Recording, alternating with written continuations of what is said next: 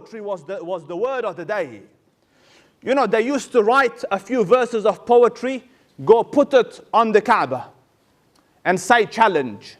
So someone else would come and try to write the next verse. And then the poet himself would give his own verses. It was competition. And because of poetry, some tribes would get elevated and some would get it was their measure of excellence.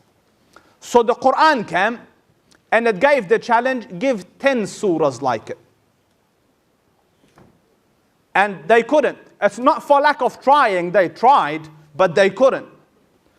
You know, one of the poets, I say this, بِأَدَبٍ جَمْ, one of the poets, the Prophet ﷺ, when the verses وَالسَّمَاءِ ذَاتِ الْبُرُوجِ came, he gave it to the Sahaba, he goes, go put this on the Kaaba. وَالسَّمَاءِ ذَاتِ الْبُرُوجِ, go put this on the Kaaba. This is our challenge, give us the next verse.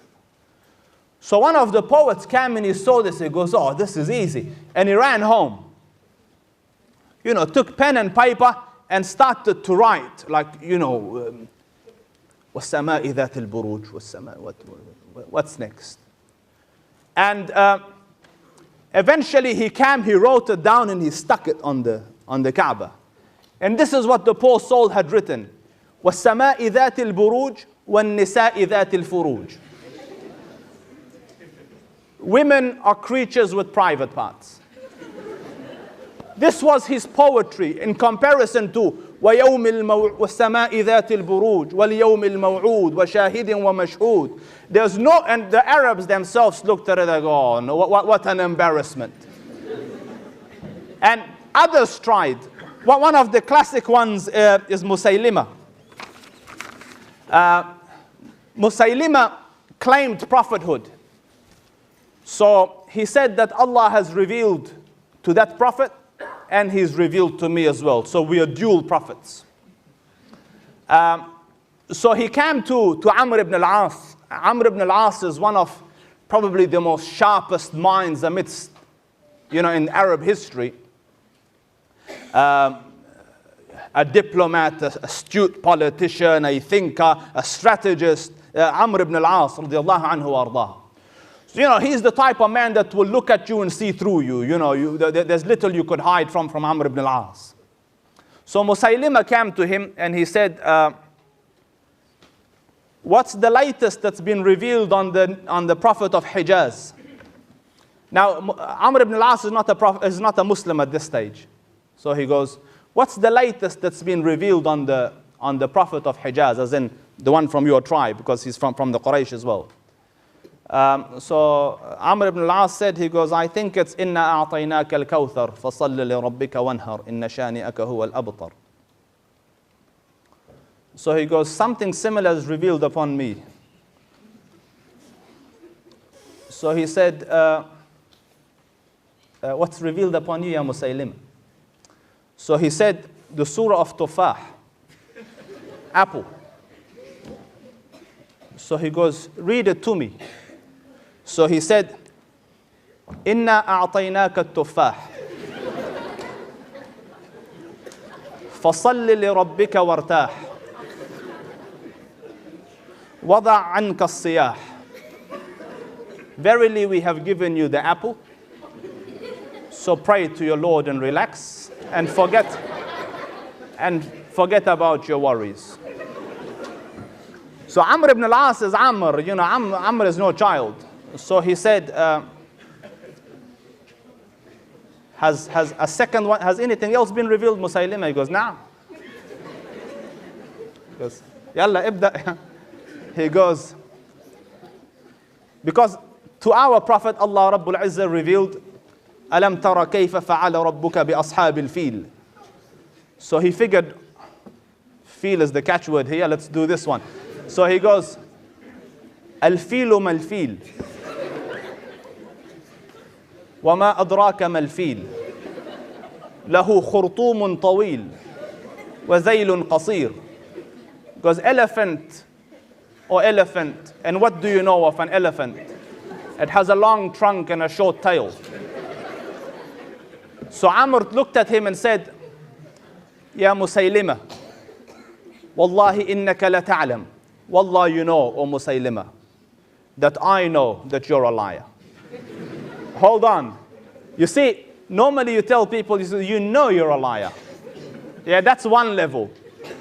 But Amr says, I know you know you're a liar. But you know that I know you're a liar.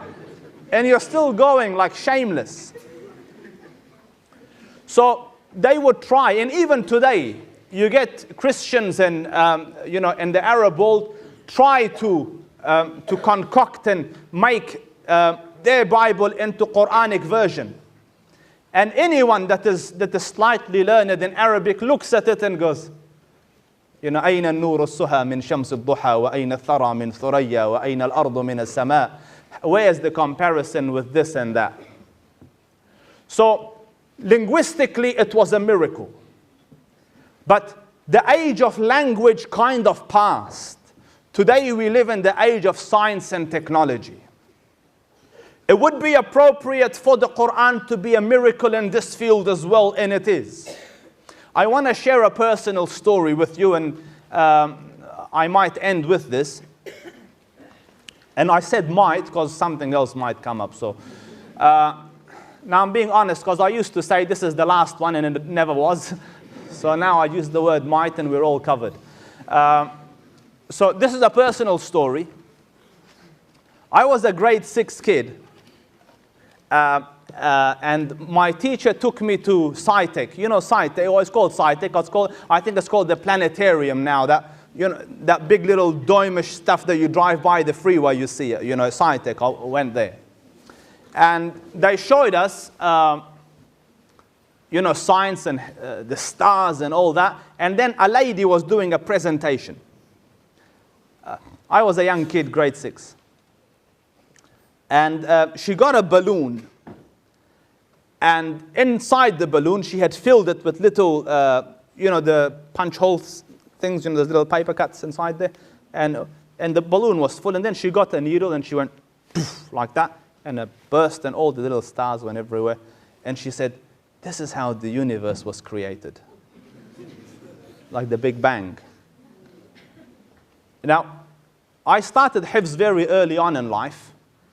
And I had read the verse, Allah alladhi khalaqa sab'a samawati, that Allah Rabbul Izzah created the 7 heavens fi sittati ayyam, in 7 consecutive days or periods of time. And so when this person said that, I was like, no. But what's a grade 6 kid gonna say, So it annoyed me, it really did. We come from a very conservative upbringing, so I was very unhappy. So I came home and it kind of went into the back burner. I forgot about it. And then I was watching the news. I remember it like today. It was in my uncle's house. And the news came on and they said, the discovery of the decade. And discovery of the decade is not discovery of today. So, I paid attention to it. And they say it is confirmed that the world is made from the Big Bang. And I was like, that the world is made from the Big Bang. So what the lady had said, the birth, it was correct. But I still didn't know enough to. So I grew up, I went to uni, and in uni my research started. And I came across this verse, and I want you to listen to it. قال سبحانه. So actually first, what's the Big Bang?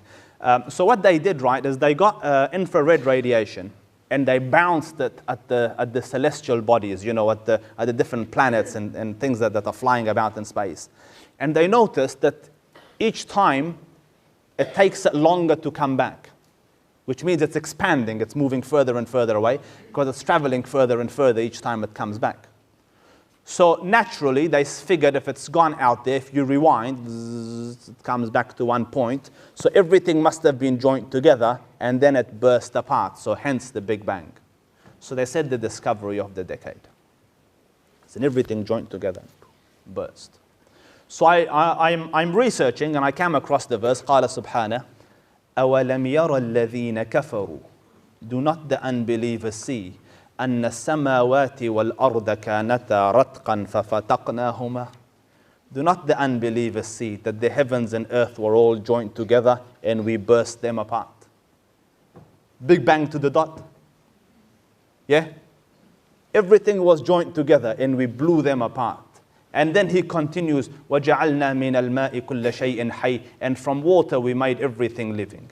Everyone is unanimous consensus that water is the source of life.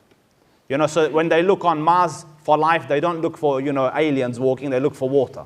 So if there's water, there's probably life there. And the Quran mentions it 14 and a half centuries ago, where man had no clue. Like, how would a person in the desert walking sheep come to the conclusion that you see this whole heavens?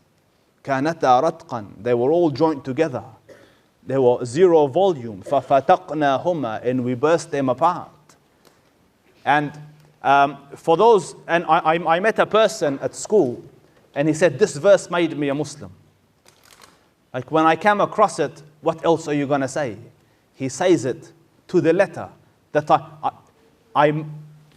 everything was joined together, and only the Creator will know how it came about at that time without any of the modern technologies.